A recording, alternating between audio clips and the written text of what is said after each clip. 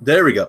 Yeah. Hi, everybody. Welcome to a brand new GameItAll.com podcast. I'm Lucas Grimm.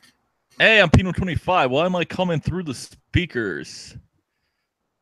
So, today we have a lot of news, and most of it is actually related to a rivalry that's happening. That's actually just started happening today, which is, by the way, September 22nd. So this is episode 83, by the way.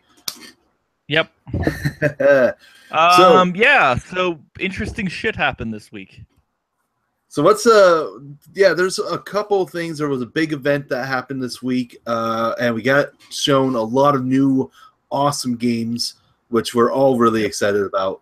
But let's talk about the first thing that happened, which happened on Saturday. So around the time that we were filming last week's podcast, Yes. The latest game from Epic Games, which is Fortnite, the zombie survival building mashup multiplayer thing, randomly had multiplayer between consoles. The first game to release PlayStation versus Xbox gameplay. And it was short-lived. Without telling anyone. Without telling anyone. It happened because of a server glitch. And everything just went active. Sony, so players on Sony and players on Microsoft both were able to see each other playing the game. They were like, everything was being playable. Everything worked fine. Like it was working perfectly. Who freaked out? Someone had to have freaked out. At this point, it sounds like Epic. Epic themselves freaked out because they pulled the plug on that right away. Yeah, okay. That's not that bad. Because there hasn't been any full reports from Sony that has said, "Oh, somebody fucked up and released this mode." And Microsoft was just like, "Well, we kind of wish that they kept it on." That's what you know what? This is why I love Phil Spencer. He is probably one of the more realistic guys in the game industry right now. Well, do you know what? Do you know what? He's the main reason why the Xbox One turned around. Yes, 100%. I agree with that. He's what turned around the Xbox brand for this generation of console. Because last generation, they were retardedly winning. This generation, they stumbled at the start and fell apart, and he fixed it. Yeah, once Phil came into power with the group, he fixed everything. Like PR for Microsoft, especially in the game division, got better. And that's exactly what they needed. Phil came on with a Twitter response saying that I kind of wish that they kept it on. That would have been awesome. Of course, there is other implementations. We have like Sony going on where they're not sure about cross-platform play. So right now, I'm thinking this is going to be this is probably going to be the Deadpool incident all over again, where Deadpool gets released, the trailer for Deadpool gets released, and everyone loves it, and it's amazing, but it wasn't actually supposed to be released. It was a mistake, and then it was leaked. It was leaked, They and then up. Deadpool becomes a thing because there was enough drive. So we know that this is possible. We know how well it works now, and we have Microsoft and Psychonix with Rocket League both saying that it's ready to go as soon as we get the word. This is it. This is proof that it's working. It's up and running. We can actually do it right away. So we have the technology, we can make it work. Exactly. So why not just do it? Like, let's push it out. Get everything running. So yeah, that was the first part of Fortnite's interesting week, because the next part was is one that is started today. Like just before the podcast, news was breaking out that we are looking at the battle of titans at this point. We have Epic Games and Player Unknown. So he's not really a titan. People just got sucked into the game. You know what? Titan at this point. I mean, if you're beating you're beating Dota, you're beating fucking Dota, you're beating like fucking everybody. Dota and CS. If you're beating Valve, if you're beating Valve, you have earned the right to be called a Titan at this point. And the game has not released yet. It is not out of early access. It is still in early access. That's even better. That's proves my point even more right now. But look at Rust. Look at Rust and Ark. Oh yeah, as long as he can keep it rolling, then everything's good. If he can keep it at the same concept of what it is now and release it and make it better, that's awesome. But if not, it's going to turn into an Ark or No Man's Sky. Yeah, let's not do that. He needs to make it good. So the major thing here is that Fortnite he needs to keep it at its core fundamentals and keep the price at where it is right now. Because of what Ark pulled, that their price is retarded now, they can go blow themselves. Oh yeah. So here's the major thing, though. The major problem is that Epic has released concept that a new Battle Royale mode will be coming to Fortnite. And actually, not only is it coming to Fortnite, it's coming next week. It's coming Tuesday for PS4, Xbox One, and PC. So Battle Royale in Fortnite is exactly what Battlegrounds is. It's a one versus 100 gameplay mode where you need to survive everyone and just be the last man standing. So with that, there's been a couple problems here. Now, a couple of let's say what would be the best way of putting this? Well, is Player Unknown going to start a shit about this? Kinda. That's kind of what happened. The development team, Bluehole, has he's being a dick about it. It's not really him more or less than it is the people that's helping him build it with Bluehole. They had released a press release that referred to Battlegrounds as the first standalone Battle Royale survival shooter game. Oh my God. Also mentioned their relationship with Epic because, of course, the game is running the Unreal 4 engine. So the vice president and executive producer, Chang Han Kim, has been talking about the feedback that a lot of people have been giving them that's showing the similarities between Battle Royale and Battlegrounds. And they're not liking it. There's a lot that is very similar. But first-person shooters, we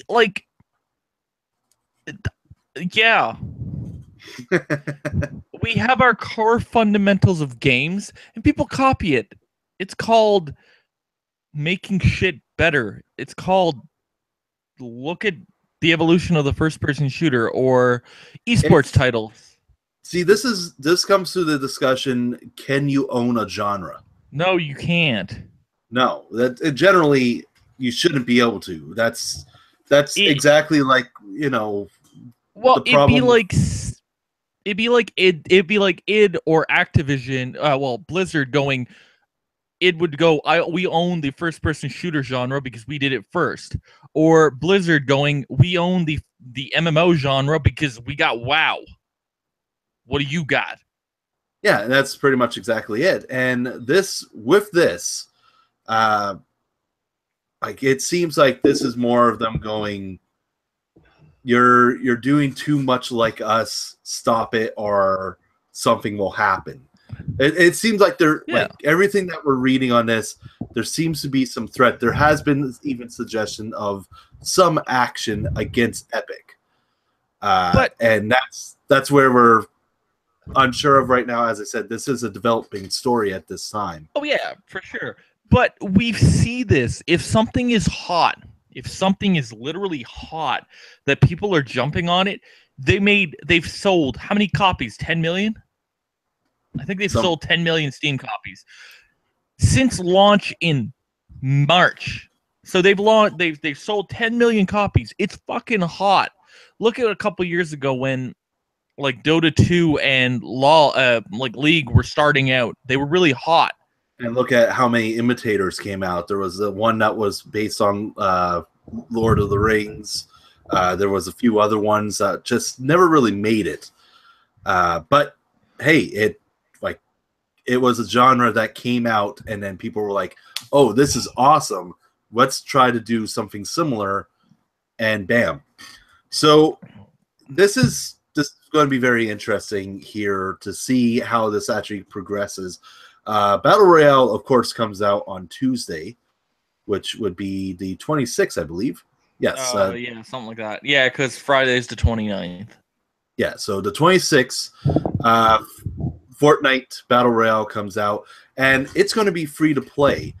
So that is already kind of a stand-up on a lot of things that Battlegrounds has been doing. Well, Battlegrounds should be free. You should. I don't think so. I don't think so. I think they did what they're doing with it. They're doing good. They can. Well, the price. Okay, the price needs to stay at that. Yeah, they can't. Like you said, they can't do an arc and jack it up to a regular price. But no.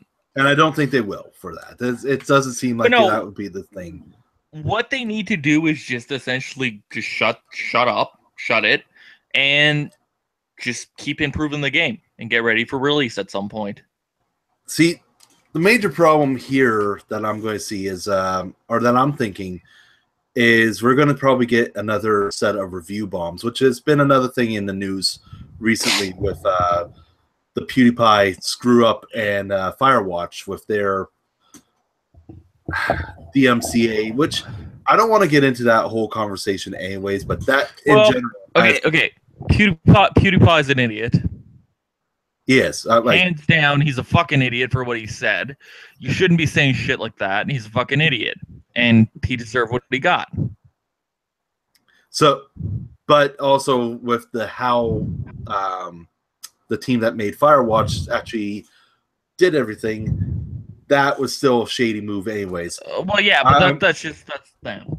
So that's the thing. But I don't want to get into that conversation because there's so much fucking going on there that we could just talk like maybe a couple hours even on it. And that's that's for another time. That's another time. We're gonna let some dust settle on that and then jump into that part. All right. But with this, like the review bomb side, I can see that happening still. And despite Steam has put in some work to actually make sure that doesn't happen. Now, it's never going to be fixed. It's never going to be perfect. Yeah, that's true. So yeah, but we'll see what happens on Tuesday when that releases. We'll see how good it is. Hopefully it's good because competitiveness drives more better products. You know? That is true. Because if you're not competitive, then you become stale and boring and not exciting. So good old, competitiveness feeling is great. Makes everything better. All right, what else is going on? Is that it for that, or? Yeah, that's pretty much like it is a developing story. So we will probably either talk about it again next week, or I will have a more filled out Detailed. opinion on the site. So definitely keep a watch on the site or follow our social media pages and get more on that side. Let's talk about Square Enix here, because there's a couple things that Square also had this week. Big week for Square, actually, because they had, not only did they have the Tokyo Game Show where they got to show off, like, at least they showed off a brand new game which looks absolutely phenomenal. Oh yes, I'm so excited for fucking Left Behind or something. Left Alive. Left Alive. It looks amazing.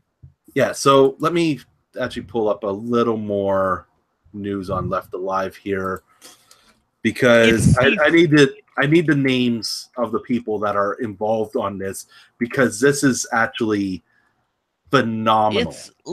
It's literally the first time in a long time that I'm really excited about something. Like, I'm excited for the stuff that's coming out, but I'm actually fucking pumped for this thing. So I'm going to probably slaughter these names because you know how great I am with names in general. You suck at it. So, okay, yeah, we'll jump into Tokyo Game Show first, and then we'll talk about how Square's actually trying to do something that's a lot of companies are doing now, but they're actually coming out with a lot more concept on how they're going to do it. So we'll talk about that part. Awesome. But Tokyo Game Show, they had, of course, Left Alive, the game we're talking about, which we do have a little more news coming out for as well, thanks to Famitsu, who came out and just pretty much gave a bunch of details. But this is the main thing. The people involved on Left Alive, it was pretty much enough for me to get excited about. So we have... Okay, prepare to get your name slaughtered. All right. If any of these people are watching our podcast, I apologize. Toshifumi Nabashima, the director of the Armor Core series. Sweet. Yoji Shinkawa, the character designer of the Metal Gear series. And Really? Takayuki Yanase, somebody that works on mech design, who has been involved with Ghost in the Shell Rise, Mobile Suit Gundam 00, and Xenoblade Chronicles X. So those three people are working on a action survival shooter called Left Alive, set in this is information we got from Famitsu. It is set in the Armor Core universe. So this is well, wasn't there a whole front mission thing also? Yeah, I think just 1 second. There's something about front mission also. Just 1 second. The press release didn't say anything about the front. Well, I read something somewhere. Just 1 second. Something about front mission. I don't know. I saw a screenshot and I was sold. Oh yeah, because the screenshot was an animate, like the poster for freaking like a Metal Gear style game. So it just it was an in-game screenshot. I don't know. Okay, I was sold. I don't know. I was sold. I don't know what I read, but I was sold. It does look fantastic. Oh no, okay, sorry, I was wrong. It's not an Armor Core game.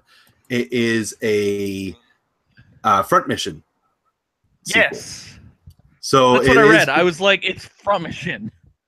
Yeah, so you are right. Front Mission 5, it takes place between Front Mission 5 and Front Mission Evolved. And Evolved was the last one that came out. Yeah, the one that at least according to Sly doesn't exist. So it was real time. That's what people didn't like about it. So it wasn't turn-based. We have 3 protagonists that are going to be in the game, and it is mainly going to be a shooter, so survival shooter, mainly offline, but there could be online elements. There will be a Ranzer riding scene and stealth elements.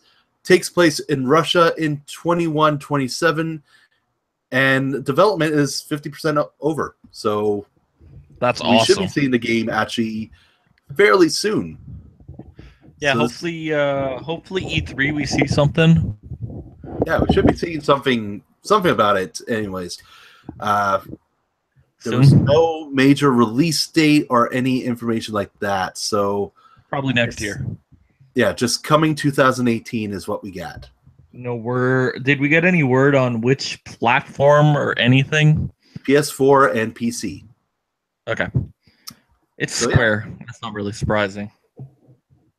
And here, just one second. Just want to say to the with our chat here, Square Enix with Final Fantasy games on the Switch. There is actual news on this that I was actually going to save until later, but definitely something that I want to touch on. Final Fantasy 3 remake.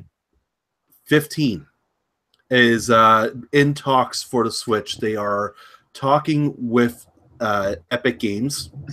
Kind of fill in with the rest of the stories. Okay, that's weird. They're talking with Epic Games on trying to bring it over. It's still in talks. There's not a whole lot of news on this side at the moment. But hopefully we'll be hearing a lot more very soon from Square on everything that's happening. That's going to be part of my rant. Your rant that you want at the end that you mentioned. Yeah. Okay. Yeah. Oh yeah. So we had Left Alive. What else did we have that they showed? They showed. I don't know. I was just excited for Left Alive. Square also showed off Comrades, the multiplayer DLC for Final Fantasy 15, and that is coming out October 31st. Looks phenomenal. So that is something to definitely look out for. It's going to be taking place after Chapter 13, where, spoiler for people who haven't played 15 yet, there's a scene where Noctis disappears for a while, and now we're playing as the newly formed Kingsgrave as they go through and try to protect everybody, bring back the light. How many chapters was there in the game? I don't remember. I have to play through. I haven't actually fully beaten 15. Oh!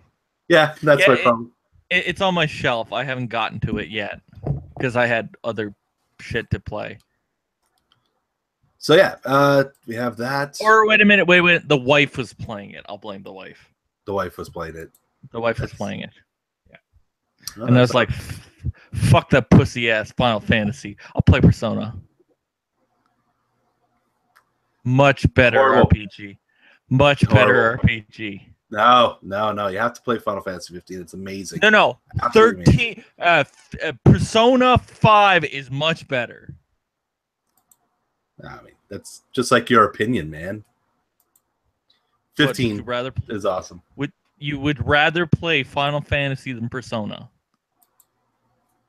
15 was actually well done. So I'm gonna. Okay, say, whoa. Okay, which is better? Persona 5 or Final Fantasy 15? You really gonna make me choose? Yes. Well, why are you gonna make me choose? That's an awful thing to make me do. Because Persona is better. It's your opinion, man. Jeez. So okay, here. Move on. We're gonna move on. So we have also, aside from Comrades, Dissidia, Final Fantasy NT. Noctis got announced as a playable character, and we had a full story mode trailer, which got to show Noctis zooming around all over the place, doing like attacks that we're pretty much known for. So it looks great. It's the Final Fantasy fighting game. Still disappointed in the lack of Tifa, especially considering Team Ninja's making it. But you never know. DLC characters coming through sometime soon. Okay. For the fighting game, is it going to be better than Marvel vs. Capcom Infinite? I haven't got to play Marvel vs. Capcom Infinite yet. Supposedly it's not that great. I'm hearing mixed. It's very mixed at the moment. People who were hardcore fans don't like it, and people who weren't so much are enjoying it. So we'll be seeing. I'm going to see. It is in the mail. It's on its way to me. I gotta thank Game Access, by the way, for that. So They will be playing that very shortly to find out what's going to happen. And hey, we might be able to play that during game day as well for our friendly. Yeah, but supposedly it's not as good as 3 or 2. Well, anything. I know. Nothing that's going to beat 2. No, but it's not like the roster is poor. So let's continue on with Tokyo Game Show. Okay, what else was going on at TGS? I've had tons of liquor. What else is going on at TGS? TGS, we also had Monster Hunter World give a release date for worldwide, and that is January 26, 2018. With a crazy collector's edition. Crazy collector's edition that looks phenomenal. Check out our website for that. I don't have that kind of money. And also a special Monster Hunter themed PlayStation 4 Pro, which is at the moment Japan exclusive. So we have no idea if it is coming to North America. It looks retardedly awesome, but it's probably super expensive. We also had a new trailer for Shadows of the Colossus, which, during E3, I was very divisive about this. I want this now. I do want Shadow of the Colossus because it looks absolutely phenomenal. No. Then we also had Final Fantasy IX come to the PS4 this week. So after the show, it launched immediately, and it is, it's Final Fantasy IX with HD cutscenes and character models. Still the same polygonal-looking PlayStation 1 game, but it also features 7 boosters, which pretty much is cheat mode enabled. So you have high-speed mode, option to turn off random encounters, automatically master all the weapons and gear you equip, and go to the maximum level with the maximum amount of skill. So it's literally pussy mode. Just gotta stop saying that, dude. Yeah, but yeah, it's literally easy mode. Better. Yes. Rate it back just a little. What's the price? It is about $20. Yeah, that's too much. I kind of agree, but hey, if you're a hardcore Final Fantasy fan, you're likely going to be paying it anyway. So there we go. $20 is too much. Konami was at the show as well. Oh fuck! Konami is bringing Zone of the Enders second runner to PS4 with, surprisingly, VR support. I thought they were done with making games. Yeah, me too. But here we go. This is them, probably trying to get us back in. I mean, it is the second Zone of the Enders game, which also kind of feel awful about because that's a Kojima game. You're remaking a Kojima game with Kojima not around.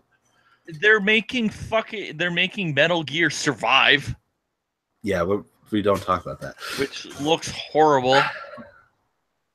So yeah, the VR supported Zone of the Ender is coming out sometime in spring 2018 in Japan. We'll have some brand new features, 4K support, updated sound design, and a few other extra tidbits that have been yet to be detailed. Woo. Also, my favorite announcement, Dragon's Crown is coming to PS4. Really? Yes. That's awesome. Vanillaware at their best. Vanillaware at their beat-em-up best. And that is coming to PS4. And this is the surprising thing. It apparently will have crossplay between PS3 and Vita versions. So super crossplay. Super crossplay where you'll have PS4, PS Vita, and PS3 playing all together with Dragon Crown Pro, as they're calling it. So you can literally transfer your save file from way back. Doesn't sound... they haven't mentioned anything about the save file, though. Yeah, so but I it's think crossplay. Yeah, it's cross-play, so if somebody's online, you can play with them. Oh. They haven't mentioned anything about transferring your files, which is weird. It's likely going to be in there, but we don't know yet. But yeah, because it wasn't. Yeah, they gave it to you for PlayStation Plus at some point. Yeah. And then this was a very, very interesting one, which I think a lot of people really enjoyed with this this random announcement during TGS, which was the mobile hit Neku Atsumi, the cat collecting simulator game, will be coming to PlayStation. Speaking of which, cat collecting simulator. Cat collecting simulator will be coming. Whoa. Isn't that the Easter egg in the Android operating system? No. If you have, yeah. There's a cat collecting simulator in Android version 7 as an Easter egg. No, maybe. I don't know. I haven't heard anything. But yeah, there is a cat collecting simulator with coming to PSVR in 2018. That's weird. Did you scrap? You showed up at the right time.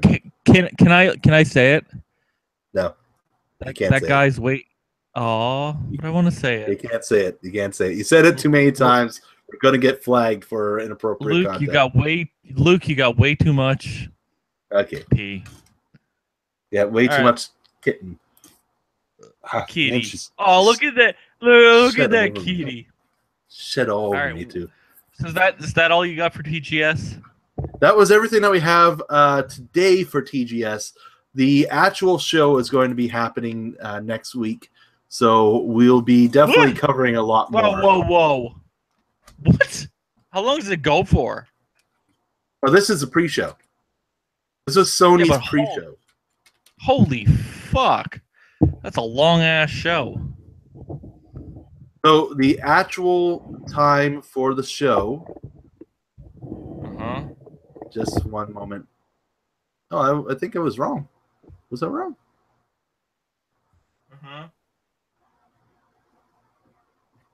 Just a few seconds here.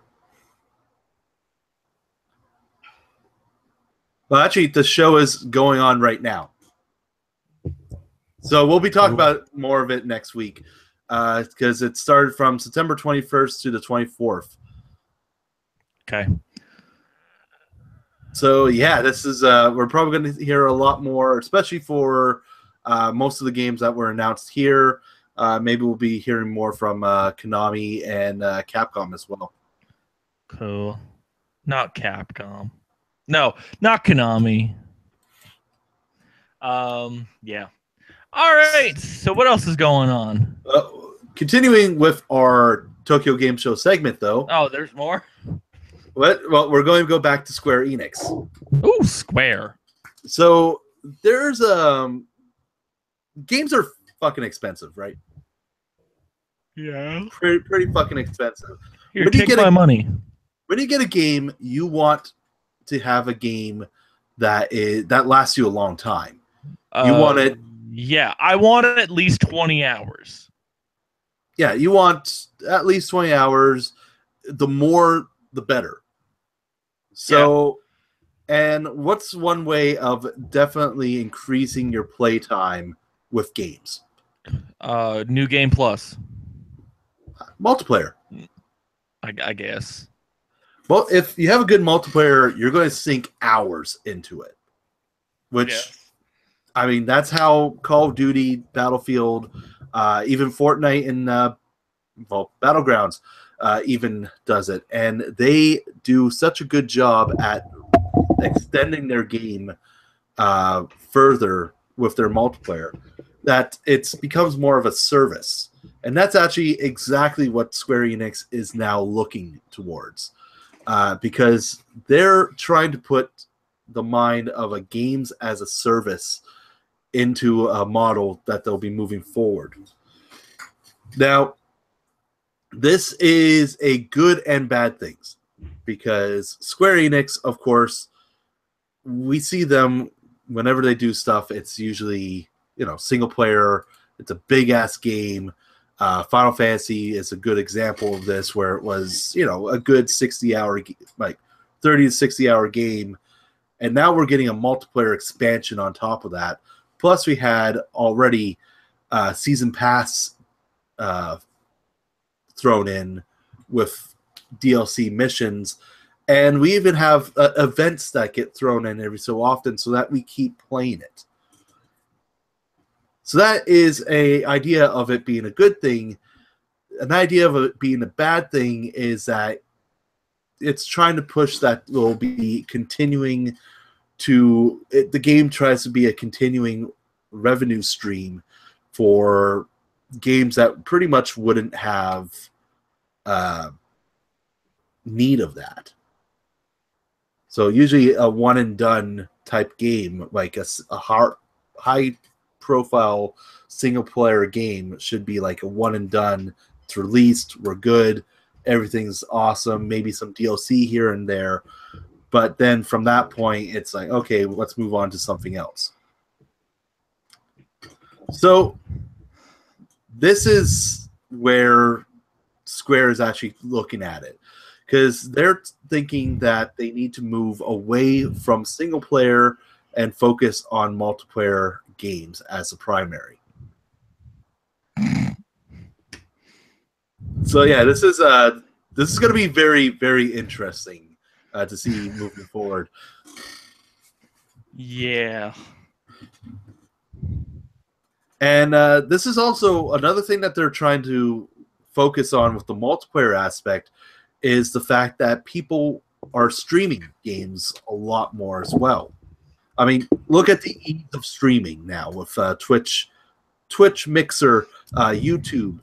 Everybody is doing streams. So people love watching people play games, especially in multiplayer when it shows, either people failing horribly, which me, or over the top craziness, or over the top crazily good. No matter what, that's actually a new area that people can look into, and with multiplayer as a primary focus, everything kind of works on that end. So, how is Square going to pull this off, though? Is the big question. So they need to make something esports related. And that is exactly what they were saying in the press conference with their investors. So they are looking towards something more esports spectator base. So something that will pull people in to watch and people to enjoy it, and then people to get more skill base and move on with that. Yep. I'm thinking this is actually probably a good place where Dissidia might start, because Dissidia is a pretty strategic idea for a fighting game. So it's hard to see how exactly that's going to push through, though. I don't know. We'll have to wait and see on that. So we have time for your rant. Hey! Let's rant. Okay, so first off, I want to talk about simulator games. This is just an observation more than anything that I thought was funny. So with simulator games over the past couple of years, we've gotten like Farm Simulator, and then in the past we had flight sims. People love that shit. And I was looking on the interwebs this past week, and I seen freaking firefighter airport fire department. You're putting out fires at a freaking airport. I was like, what? Would you buy that for $40? Apparently, people would. I don't know who. I don't understand who the viable market is. It would make more sense if you have like in-city fire department or something, or forest firefighter department or something, but not airport. I don't understand the airport part. You know what? I'm going to, when this podcast is done, I'm going to put this out to Twitter. I want people to try to ask me or to tell us If who they- are these people to buy this. I don't get it. I'm like, it doesn't make sense. And I talked about it at work, and people were like, what the fuck? Seriously? I thought it was hilarious. So I don't know. It's a weird concept. Don't get me wrong. I'm not against simulators. Like, I played flight sims growing up, and I thought they were great. Same as like off-roading simulators. I love that shit. But airport firefighter, like, that's just weird. And then my other thing is, I read an article this past week about the Wii, not the Wii, the Switch. They're claiming that the Nintendo Switch is going to be able to sell 150 million units. 150 million units to be the most successful console in history, outtaking the PS2. I don't think it's going to happen. I have a feeling I don't think it's going to happen. Well, it could happen. Don't get me wrong. The Switch is an amazing system. It's a 2-in-1. You get a handheld. You also get a console. That's fine. It's got some interesting games coming up, that really is going to be amazing, such as the new Mario game, which is breaking the internet because of Mario's nipples. Also, the Mario Rabbids game that just came out, which is phenomenal. The new Xenoblade game, I'm pumped for that. I'm definitely buying the system because of Xenoblade. I'm super pumped. The new No More Heroes game, you're fucking pumped for that. Oh, hell yeah. Those games are awesome. And also Doom and freaking what was that? Whatchamacallit? Wolfenstein 2, which look amazing. Don't get me wrong. They're awesome. But the problem is, Nintendo doesn't have third-party support from EA, Ubisoft, like their big games, such as... This is where I'm going to say, with the popularity of the Switch, this may change. Yeah, but does the Switch have enough power to run something like Battlefront 2? Does it have enough power to run it at the same quality as the Xbox One, the PS4, and the PC? Well, here's the thing. We know that the Switch can run Unreal 4.